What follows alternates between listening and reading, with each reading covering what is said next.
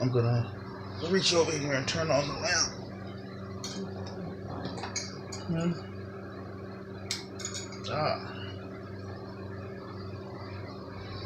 I had the most elaborate dream. Sorry, No, it's fine. And I want to share it with you now. It starts with Kari, but he's in the 2nd grade. And I go up to his school to see him like I usually do, and I think I brought him lunch or something. And when it's time for me to go, apparently there's an assembly or something's happening, and I can't go out the normal doors. So I end up going like towards like the back door, and the back doors are also like barricaded. So I'm like, okay, how am I gonna get out? But there's an exit out of one of the classrooms. You can like go in, and then there's like an exit off the classroom. So I go in there and I walk out, and the teacher's like, "Whoa, what are you doing?" I was like, "Well, I'm trying to leave." She's like, "Well, you can't just leave out of this door. You need permission." And I was like, "For what? To leave?" She said, "Yeah, you can't come through here. You can't." I was like, "Whatever." So I go to leave, and she's like, "Well, I'm gonna report you." And I was like, "You don't even know who I am, lady. Whatever." So I walk out the door, and Kari ends up getting suspended. Or no, he got expelled, I think. And I remember feeling badly about that. Uh, Also, for whatever reason, we are living at Tempa Smith's house, and there's a baby.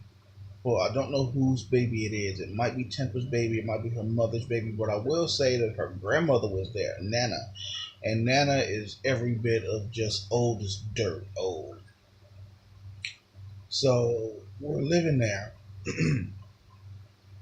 and there's something weird with this baby because it's got like a snout and it's really wrinkly. It's like a shapeshifter baby or something. And I'm holding the baby, and I remember being very, very concerned about this child. Like, what's going on with this kid? And it ends up turning into like a caterpillar, something that's like really small. So finally, we bring it to like, look, the baby's like a caterpillar. Like, what the fuck's going on? And she's like, hey, you know what you're talking about? That's completely normal. All babies do that. And I was like, no, they don't. Babies don't do that. So they put us out. Oh, I don't remember where we go to live, but it doesn't matter. We end up leaving, and I think that's pretty much it for Kari for a while. And I don't know why me and Asia weren't together, but I know we weren't. So we find ourselves at the mall. Kari's there with me, and Vanessa is there for some reason. And apparently Vanessa and I are together. And we're walking through the mall, and we pass a couple who had on like some Wild Force vests. And we were like, "Oh wow, hey, where'd you get those? Because that's something that I wanted to do." And they're like, "Yeah, they got them down here in the store. They were only 99 cents."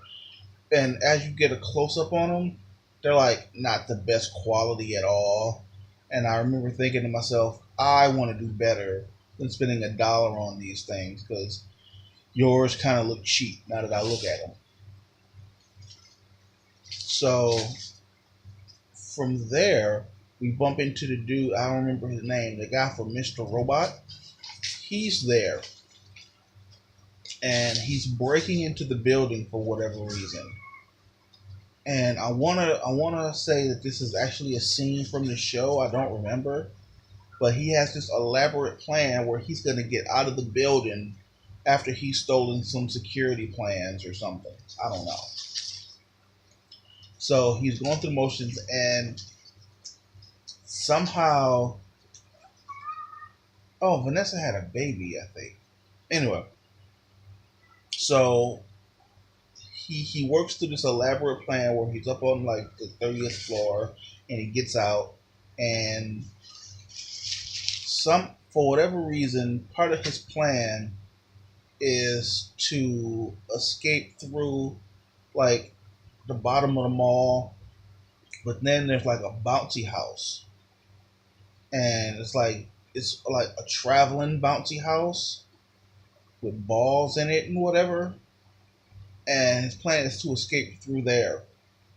So security's chasing him, and for whatever reason, we're running with him now. I don't know why, but we're running with him. But as we're running away from security, like this group of animals, but they're all like cartoon animals or something. They're all like, these are animals that don't exist in nature or anything. So they come like charging towards us, but they're here to help. And they run straight past us, and they're like distracting the guards so that we can climb into the bouncy house. And the dude from Mr. Robot pays off a guy for letting us use the bouncy house. And we climb into the bouncy house, and we like duck down, and we're hiding. And suddenly it's like part of a parade or something. So we're walking. We're not walking. We're like rolling down the street in this bouncy house thing, and we conveniently pass by Kari's school. And everybody's like, "Hey, it's a bouncy house," and Kari pokes his head out, and they're like, "Oh, hey, that's Kari," and and now like he's redeemed in front of all his friends at school because he had got kicked out because of something I did, but now everything's fine, and we're like cruising through this parade thing, and in my mind, I'm looking over at Vanessa, and now for whatever reason, Kari's grown or older, and he understands more. And I lean over to him, and I was like, "Why am I with her?" He's like, "I don't know." And it's like I'm thinking like her voice is squeaky and it's fucking annoying. It's like I miss Asia.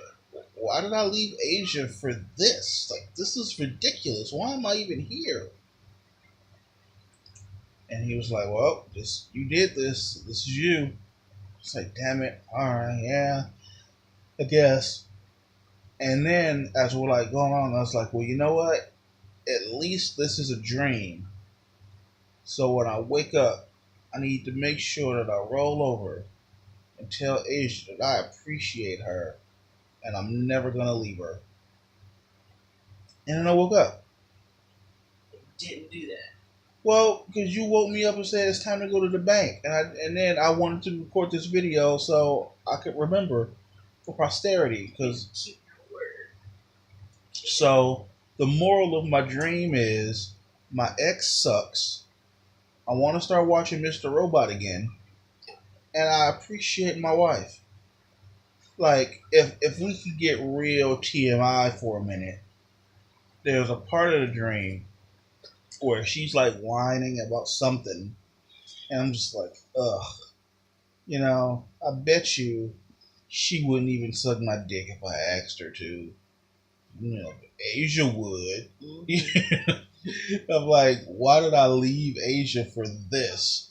And man, I woke up, I was just like, yeah, Asia is here. I'm not with Vanessa, and the bouncy house scene was a little elaborate, but I wanted to share that. I thought that was really weird. I'm sure I'm missing some parts. I know there's a part about me going to Kari school on a light rail, but it was in Detroit. And I remember I think I got lost or something, or I had found what I thought was a quicker way to get to Kari school. I was like, oh, well, see, I can take this route, and I can get there much quicker because it was kind of like my thing. I went to Kari school like all the time. So I know I missed that part. And I also, there had to be something where they were going to kick us out at Tempa's house because somebody had come back. And I was like, well, they're probably just going to give him our old room or something. But that wasn't important. What was important was the whole part about Vanessa and me appreciating my wife. So, yeah, there it is. I appreciate you. You're my wife. And I love you. Hey, I love you. Nothing more. I promise I won't leave you for Vanessa. Like her voice was even more annoying than I remember. Like in real life, holy shit! I don't know. Maybe I exaggerated it or something and made her sound more like Daffy Duck or something. But oh my god, I just oh oh man, it was ugh. It's the weird. Okay, I'm done. That was bizarre.